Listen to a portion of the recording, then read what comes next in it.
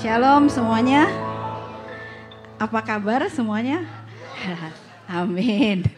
Ada sukacita, semuanya diberkati dengan puji-pujian penyembahan dan persembahan puji-pujian tadi. Amin. Sebelumnya saya mau berterima kasih buat saudara-saudara yang sudah hadir di sini, tamu-tamu undangan yang sudah meluangkan waktu buat kita bersama-sama mengucapkan syukur atas ulang tahun yang pertama dari Gereja Keluarga Kristus. Tuhan sudah begitu baik dan luar biasa. Amin. Sharing saya hari ini temanya itu bersatu dan berakar dalam kasih Kristus. Dan itu akan diambil di Efesus 3 ayat 14 sampai 21. Saudara, ketika anak-anak saya masih kecil, saya sering berdoa untuk mereka. Biasanya isi doa saya tuh saya berdoa supaya Tuhan jaga anak-anak saya, lindungi mereka, jadikan mereka anak yang mau dengar kata orang tua gitu ya. Saya juga berdoa agar anak-anak saya dilindungi kemanapun mereka pergi, dijauhkan dari pergaulan buruk, dari influence yang buruk. Dan saya berdoa agar kemanapun mereka pergi, orang-orang yang diketemui oleh anak saya akan memberikan favor. Mereka dapat favor dari orang-orang yang mereka temui, seperti guru-gurunya, seperti teman-teman di sekolah. Dan saya juga pastinya berdoa supaya apapun yang dikerjakan oleh anak-anak saya boleh berhasil. Tetapi saudara, semakin anak-anak saya beranjak dewasa, doa saya mulai berubah. Saya mulai mainly berdoa agar anak-anak saya tahu dan mengerti bahwa saya itu mengasihi mereka. Karena terlepas dari kekurangan saya ini nggak sempurna sebagai seorang ibu. Kadang saya suka marah mungkin kelewat batas sama anak-anak saya. Kadang saya secara nggak sadar ataupun sadar mungkin memperkatakan kata-kata yang menyakiti hati mereka. Dan terkadang juga mungkin saya salah mengerti mereka. Tapi saya berdoa supaya anak-anak saya betul-betul memahami bahwa saya sungguh teramat sangat menyayangi mereka. Kenapa saudara saya berdoa begitu? Karena saya menyadari bahwa ternyata penting bagi anak saya untuk secure, untuk merasa aman di dalam kasihnya saya terhadap mereka. Mereka harus merasa aman dalam hubungan saya dengan mereka. Karena saya tahu ketika mereka merasa aman, mereka akan menjadi pribadi yang kuat. Di mana mereka akan memegang teguh value-value yang akan saya ajarkan kepada mereka. Karena mereka tahu ketika saya mengajarkan value tersebut, itu adalah untuk kebaikan mereka. Mereka tahu that I have their best intention in my mind. Dan ketika mereka mengalami masalah di dalam kehidupan mereka, saya mau mereka bisa datang kepada saya dengan satu keyakinan gak segan. Dan mereka tahu bahwa, oh mama pasti siap membantu. Bahkan ketika mereka melakukan kesalahan saudara, saya juga mau mereka berani datang ke saya, gak ngumpet, gak malah lari. Tapi mereka berani datang ke saya karena mereka percaya bahwa mamanya pasti menerima mereka apa adanya. Nah saudara, Rasul Paulus di surat Efesus 3 ayat 14 sampai 21 ini melakukan hal yang sama. Rasul Paulus berdoa agar kita jemaat Kristus menyadari betapa Kristus sangat-sangat mengasihi kita. Karena Rasul Paulus tahu saudara, bahwa untuk kita bisa bertumbuh dan menjadi dewasa secara rohani, kita perlu secure di dalam kasih Allah terhadap kita. Amin. Mari kita lihat isi doa Paulus di Efesus 3 ayat 14 sampai 21. Itulah sebabnya aku sujud kepada Bapa, yang daripadanya semua turunannya di dalam surga dan di atas bumi menerima namanya. Aku berdoa supaya Ia, menurut kekayaan kemuliaannya, menguatkan dan meneguhkan kamu oleh rohnya di dalam batinmu. Sehingga oleh imanmu Kristus diam di dalam hatimu dan kamu berakar serta berdasar di dalam kasih. Aku berdoa supaya kamu bersama-sama dengan segala orang kudus dapat memahami betapa lebarnya, betapa panjangnya dan tingginya dan dalamnya kasih Kristus. Dan dapat mengenal kasih itu, sekalipun ia melampaui segala pengetahuan. Aku berdoa supaya kamu dipenuhi di dalam seluruh kepenuhan Allah. Bagi Dialah yang dapat melakukan jauh lebih banyak daripada yang kita doakan atau pikirkan, seperti yang ternyata dalam kuasa yang bekerja di dalam kita. Bagi Dialah kemuliaan di dalam jemaat, turun-temurun sampai selama-lamanya. Amin. Jadi saudara, di ayat-ayat ini ada 4 hal yang didoakan oleh Rasul Paulus. Dan menurut saya 4 hal ini adalah juga tahapan atau steps di dalam pertumbuhan rohani kita. Yang pertama, Paulus berdoa agar Tuhan menguatkan dan meneguhkan kita oleh Roh Kudus di dalam batin kita. Saudara, Paulus berdoa agar Roh Kudus dengan kekuatannya, dengan kuasanya menguatkan manusia batiniah kita. Manusia dalam sini. Kalau saudara ingat, mungkin yang jemaat-jemaat di sini ketika saya membahas Roma 12 ayat 1 sampai 2 tentang perubahan pikiran, saya pernah bilang bahwa dunia ini sedang menekan kita, sedang mempressure kita dari luar agar kita masuk ke dalam cetakan dunia, agar kita menjadi serupa dengan dunia. Tetapi saudara, kita mempunyai Roh Kudus di dalam kita. Dan Roh Kudus ini akan memberikan kita kekuatan untuk melawan kembali agar kita tidak dibentuk sesuai dengan pikiran dunia. Saudara, kekuatan itu datangnya dari dalam. Kita nggak bisa mendapatkan kekuatan itu dari luar. Kekuatan itu datang dari Roh Kudus yang ada di dalam kita. Amin. Kekuatan yang diberikan Roh Kudus inilah yang akan memampukan kita untuk berdiri di atas kebenaran firman Tuhan. Dan kekuatan ini akan memampukan kita untuk bisa melihat dengan jelas di tengah-tengah dunia yang kadang membingungkan, yang standar kebenarannya kadang nggak jelas, saudara. Dan kekuatan ini yang juga memampukan kita untuk tetap bertahan, tetap percaya bahwa Tuhan Yesus mengasihi kita apapun yang kita hadapi di dunia. Saudara tahu kan bahwa untuk kita mengetahui Yesus mengasihi kita, itu membutuhkan kekuatan. Dan kita nggak bisa melakukan dengan kekuatan kita sendiri. Kita membutuhkan kekuatan Roh Kudus. Karena saatnya dalam hidup ini akan banyak rintangan, saudara. Kita akan menghadapi masalah. Dan ketika kita menghadapi masalah, kalau kita menghadapi dengan kekuatan kita sendiri, suatu saat kita akan bertanya, sebenarnya Tuhan itu sayang apa enggak sama saya? Tetapi kalau kita memiliki Roh Kudus dalam kita, Dia memberi kekuatan kepada kita akan tetap yakin akan kasih Tuhan. Amin. Nah itulah mengapa Rasul Paulus berdoa agar Roh Kudus memberikan kekuatan kepada kita. Dan cara utama Roh Kudus menguatkan kita adalah melalui firman-Nya. Firman-Nya itulah yang digunakan untuk menguatkan kita, untuk mengingatkan kita, untuk mengubah pikiran kita. Dan Roh Kudus bekerja melalui firman-Nya itu, saudara. Maka penting bagi kita untuk bisa mengambil waktu, membaca, merenungkan firman Tuhan agar kita bisa dikuatkan. Nah, ketika kita memiliki iman yang teguh, ketika kita yakin bahwa Yesus mengasihi kita, kita punya pengharapan yang kuat dan keyakinan yang kuat di dalam Yesus, ini akan membawa kita kepada poin kedua yang didoakan oleh Paulus. Paulus berdoa agar Kristus diam di dalam hati kita. Mungkin kalau kita baca ini kita bertanya, kenapa Paulus berdoa agar Kristus diam dalam hati kita? Bukankah ketika kita terima Tuhan Yesus, Yesus sudah ada di dalam hati kita, ya kan? Nah, kata diam di sini, saudara, bukan hanya sekedar ada, tetapi ini bicara tentang tempat tinggal yang permanen, tempat tinggal yang selamanya. Jadi Yesus menjadikan hati kita sebagai tempat tinggal permanen Dia, menjadikan hati kita His home, di mana Dia merasa nyaman di dalam hati kita. Mungkin saya akan menjelaskan dengan ilustrasi supaya lebih jelas ya saudara. 2 minggu lalu, seminggu lalu saya ke Korea. Dan hotel yang kita tinggali itu menurut saya sedikit tua ya. Mungkin memang rada tua, memang sudah lama. Dan menurut saya maintenance-nya itu kurang bagus gitu. Dan saya alergi dust mite, saya alergi debu.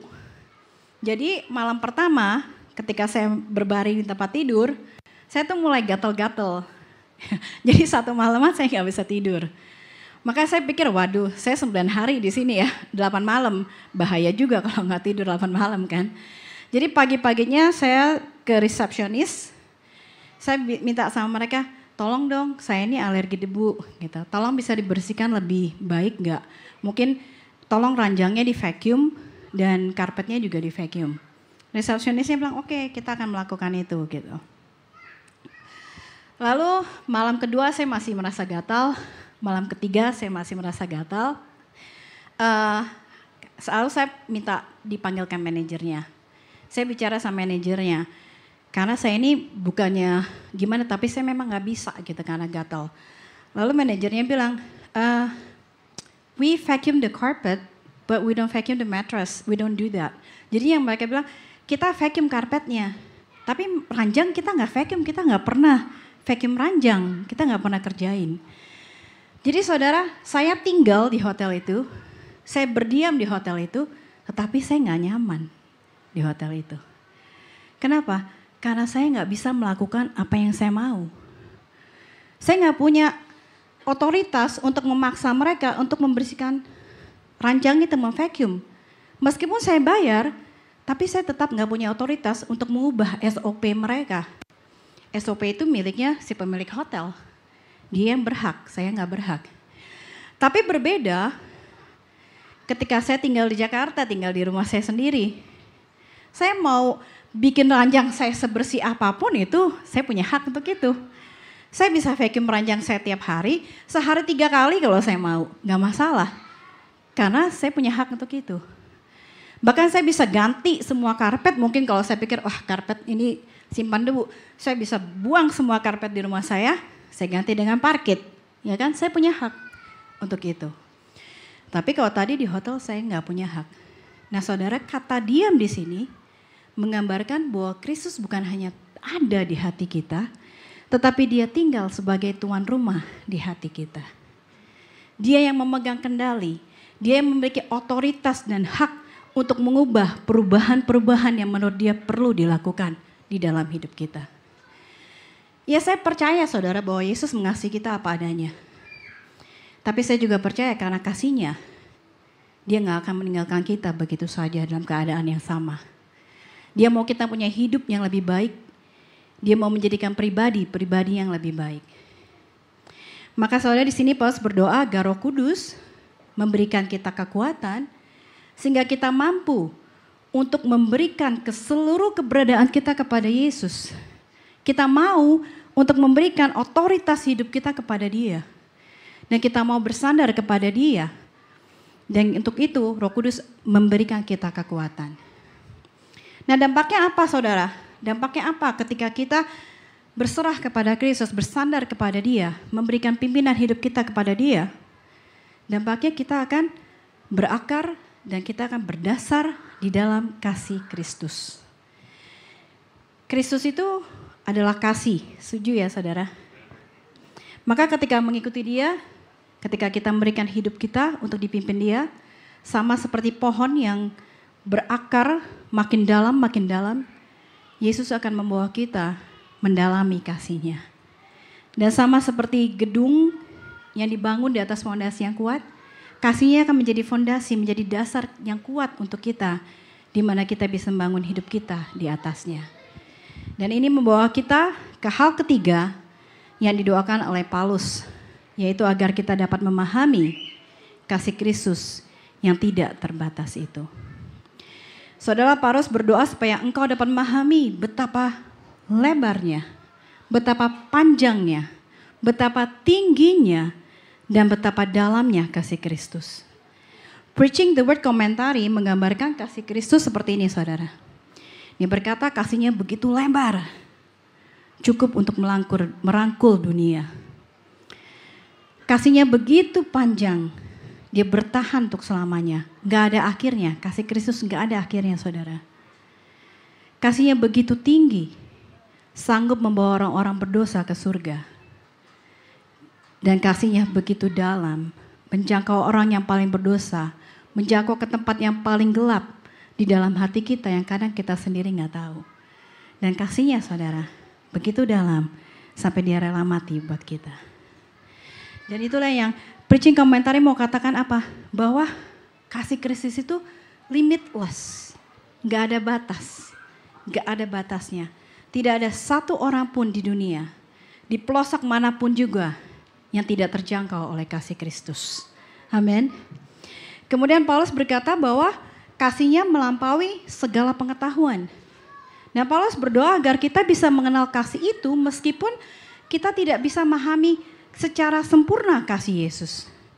Nah, bagaimana caranya kita bisa mengenal kasih itu, saudara? Dengan mengalami kasihnya di dalam hidup kita. Saudara, saya sering bilang ke anak saya, Mami gak bisa describe betapa Yesus itu mengasihi Mami. I cannot describe it to you. Saya gak bisa menggambarkan itu kepada kalian. Karena gak ada kata-kata yang cukup tepat untuk menggambarkan kasihnya Kristus. Apa yang sudah dia kerjakan dalam hidup saya. Gak ada kata-kata yang do the justice untuk menerangkan betapa Yesus itu sangat mengasihi saya. Tapi saya bilang sama anak saya, meskipun hal ini tidak bisa diajarkan, gak bisa digambarkan secara sempurna, tapi kalian pasti bisa merasakannya. Kalian pasti bisa mengalaminya. Amin. Dan bagaimana kalau ditanya bagaimana cara mengalami kasih itu? Tadi dengan kita tunduk kepada pimpinan Kristus. Kita tunduk dengan pimpinan Roh Kudus dalam menjalankan kehidupan kita. Abraham, saudara, kalau kita ingat ketika dia tunduk mempersembahkan Ishak anaknya, di situ dia mendapatkan revelasi, penyataan akan kasih Kristus kepada dia dan kepada manusia. Karena sementara Allah-Allah lain menuntut umat-umatnya untuk menyerahkan anaknya, mempersembahkan anaknya untuk menunjukkan dedikasi mereka kepada Allah-Allah tersebut. Tetapi Allah Abraham, Allah kita, saudara, dia menyerahkan anaknya, mati bagi kita untuk menunjukkan kasihnya kepada kita. Luar biasa Tuhan kita, saudara. Amin. Dan karena Abraham tunduk, maka dia bisa mendapatkan revelasi itu secara pribadi langsung. Dia mengetahui, wow, kasih Allah itu luar biasa. Saya nggak bilang kalau kita nggak taat Tuhan tidak mengasihi kita. Bukan itu yang saya katakan di sini, saudara. Tuhan tetap mengasihi kita. Kasihnya selalu bersama kita. Tetapi ketika kita tidak taat, ketika kita tidak ikut pimpinannya, kita yang nggak bisa merasakan kasihnya. Kita yang nggak bisa mengerti, kita yang nggak bisa memahami kasihnya. Amin. Si bungsu anak dari anak hilang itu, dia nggak bisa memahami kasih bapaknya kalau dia tidak kembali kepada bapaknya. Tetapi saat dia memutuskan untuk kembali, ketika bapaknya berlari merangkul dia, mencium-ciumi dia, memakaikan baju jubah terbaik kepada dia, disitulah dia mengerti hati bapaknya terhadap dia. Amin, saudara.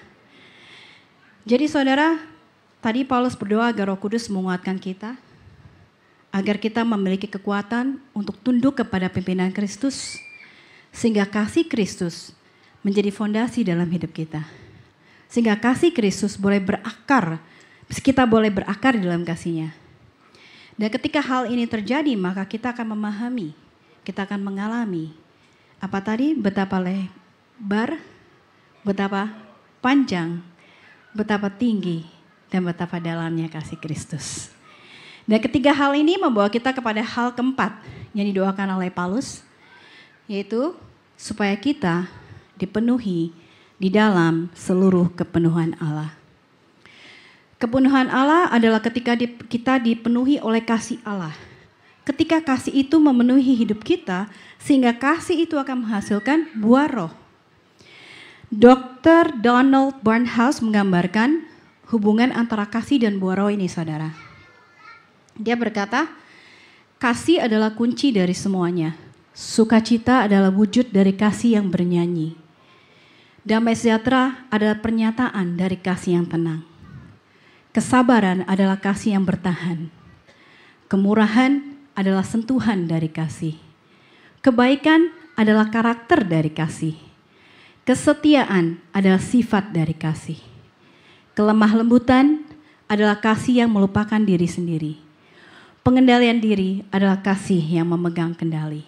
Tidak ada buah roh tanpa kasih. Amin. Jadi saudara, buah roh yang ditulis di Galatia 5, itu semua ada perwujudan dari kasih.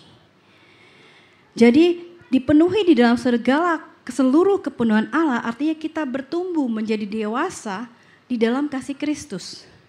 kita mengenakan karakter Kristus, di mana kita semakin lama semakin menyerupai Kristus di dalam kehidupan kita, di dalam karakter kita. Kasih Allah yang memenuhi kita ini yang akan memampukan kita untuk menghasilkan buah roh, di mana kita dapat hidup saling mengasihi satu dengan yang lainnya. So let's sum up ya, kita ringkas supaya nggak lupa. Kita bisa berbuah jika kita dipenuhi oleh kasih Kristus. Dengan kata lain, kita berbuah bukan dengan kekuatan kita. Bukan dengan kita harus melakukan hal-hal yang aneh-aneh. Bukan yang kita mesti bikin menyusahkan diri. Tapi enaknya kita berbuah dengan mengalami dan menikmati kasih Kristus. Luar biasa kan ya? Enak ya? I love it, I like it gitu. Ternyata Tuhan gak minta saya untuk kerja yang kayak gimana, tapi hanya mengalami dia. Mengalami kasihnya, mengalami hubungan saya dengan dia dalam kehidupan saya. Dan situ saya bisa dapat berbuah. Memang kita harus memberikan hidup kita harus taat kepada Kristus. Supaya kita bisa mengalami kasihnya. Tetapi saudara, ketaatan itu sendiri, kekuatan untuk kita bisa taat, itu datangnya juga dari Roh Kudus yang ada dalam diri kita. Dia yang mengerjakan dalam kita, bukan kita yang mengerjakannya sendiri. Dan kembali lagi, mengapa Roh Kudus memberikan kekuatan itu? Agar kita bisa taat. Mengapa kita harus taat? Supaya kita bisa menikmati kasih-Nya. Jadi semua balik lagi kepada satu hal, yaitu kasih Kristus. Amin. Dia mau kita menikmati kasih-Nya dalam kehidupan kita. Maka ayat 20 berkata, saudara, bagi Dialah yang dapat melakukan jauh lebih banyak daripada yang kita doakan atau pikirkan. Seperti yang ternyata dari kuasa yang bekerja di dalam kita. Jadi saudara, Paulus mau bilang, bukan dengan kekuatan kita, bukan dengan kebaikan kita, bukan dengan kehebatan kita, tetapi Roh Kudus yang mengerjakannya di dalam kita. Kuasanya yang bekerja dalam kita. Amin. Nah kalau Anda merasa di sini dan merasa, saya nggak mungkin bisa berubah, saya udah berjalan terlalu jauh. Saya udah terlalu terbentuk, udah nggak bisa berubah. Atau mungkin kalian memiliki orang-orang dalam kehidupan kalian pikir mungkin nggak bisa berubah. Suami saya nggak mungkin berubah, istri saya nggak mungkin berubah, anak saya nggak mungkin berubah. Saudara, saya mau bilang, doakan doa yang dibawakan oleh Paulus ini. Berdoa agar Anda bisa memahami betapa Kristus mengasihi Anda. Doakan agar suami Anda, istri Anda, anak-anak Anda, atau siapapun itu, mereka bisa memahami betapa lebarnya, betapa panjangnya, betapa tingginya, dan betapa dalamnya kasih Kristus terhadap mereka. Amin. Saya mau tutup dengan ayat selanjutnya. Bagi Dialah kemuliaan di dalam jemaat dan di dalam Kristus Yesus turun-temurun sampai selama-lamanya. Amin. Saudara, tujuan dari semuanya adalah untuk kemuliaan Tuhan. Ketika kasih Kristus mengisi kita, ketika kita hidup saling mengasihi, ketika kita hidup saling mengampuni, saling melengkapi satu sama lain, ketika kita hidup dalam satu kesatuan kasih Kristus, sesungguhnya Anda sedang memuliakan Tuhan. Amin. Dan Tuhan itu adalah Bapa kita. Sebagai seorang Bapa, saya percaya nggak ada yang lebih membahagiakan ketika melihat anak-anaknya hidup rukun satu dengan yang lain. Saya punya 3 anak, saudara. Umur 22, mudah-mudahan nggak salah, umur 18, dan umur 11. Ini kalau lagi ngumpul nggak, kemarin kita ke Korea, mereka sering berselisih paham, ya, sering argue. Tapi yang saya suka dengan anak-anak saya, ketika mereka argue, meskipun ini baru 5 menit yang lalu mereka argue, tapi ketika yang satu memerlukan bantuan, dia bisa datang ke yang tadi argue dengan dia. Dia bisa dengan santainya minta bantuan seperti nggak ada terjadi apa-apa. Dan yang diminta bantu juga siap menolong tanpa mengungkit-ungkit apa yang sudah terjadi. Dan ini sangat membahagiakan hati saya, saudara. Karena ini menunjukkan kasih di antara mereka yang begitu dalam. Menunjukkan koneksi yang begitu dalam. Karena mereka nggak usah ngomong apa-apa, nggak usah ada reconciliation, nggak usah bilang sorry. Tapi mereka ketika melihat, mereka sudah mengerti satu sama yang lain. Dan mereka sudah saling memaafkan. Dan mereka siap untuk saling membantu. Dan saya yakin saudara, Tuhan juga merasakan hal yang sama. ketika kita hidup saling mengasihi, terlepas dari perbedaan-perbedaan yang kita miliki. Saudara, saya mendengarkan khotbah dari Pastor Vince Finnegan, seorang pastor dari Calvary Chapel, dan ini sangat memberkati saya. Dia berkata, perbedaan-perbedaan yang ada di antara kita tidak seharusnya menjadi pemisah di antara jemaat Tuhan, tetapi sebaliknya malah menjadi pemersatu. Kenapa saudara? Karena perbedaan-perbedaan itu justru diberikan Tuhan agar kita bisa saling mengisi kekurangan masing-masing. Dengan kelebihan yang kita miliki, kita mengisi kekurangan yang lain. Perbedaan itu diberikan Tuhan kepada kita agar kita bisa saling menopang, saling membantu satu dengan yang lainnya. Dan ini akan menjadi lebih mudah kita lakukan jika kita menyadari bahwa kita berdiri di atas fondasi yang sama, yaitu Yesus Kristus. Dan jika kita menyadari bahwa kita berakar di dalam satu kasih, yaitu kasih Kristus. Amin. Jadi saudara, let's enjoy God's love. Nikmati kasih Tuhan. Karena itu yang Dia mau dalam hidup kita. Dan mari kita bersama-sama sebagai anggota keluarga Kristus, kita mau berakar dan bertumbuh di dalam kasih-Nya. Amin. Amin. Saya minta musik boleh maju ke depan. Kita mau persiapkan diri untuk menerima perjamuan kudus.